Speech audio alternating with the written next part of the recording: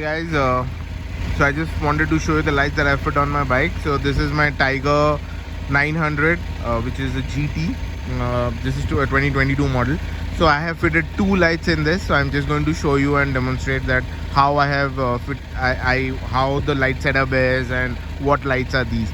So so this is basically only the DRL. You can see, just excuse me because the bike is on and I can't do without the bike on. That is how the setup has been done, so that nobody can just turn it on by pressing the button. So only when the bike is on, the lights will turn on. So I have to turn on the bike.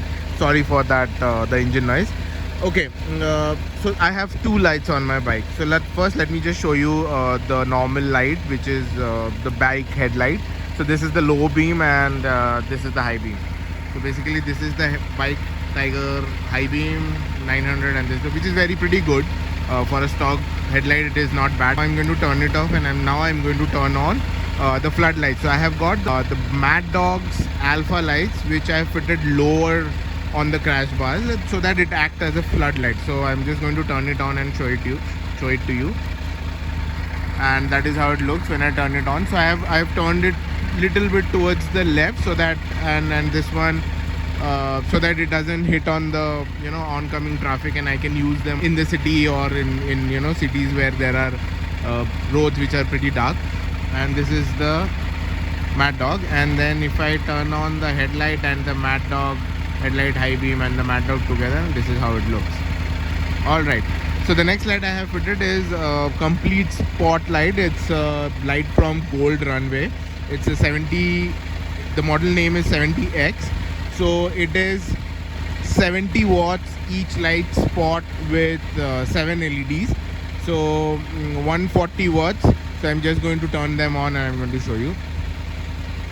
And now I have turned them on.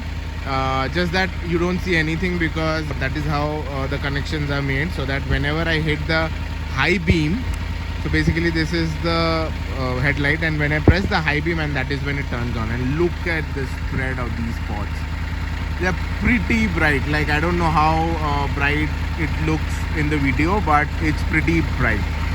So now I'm going to turn them off, and let me turn on the Maddog, which is the flood, and the 70x together, and you can look at it. I have put the yellow filter because I don't like white lights. Yellows are more visible is what I think, but there are people that think otherwise.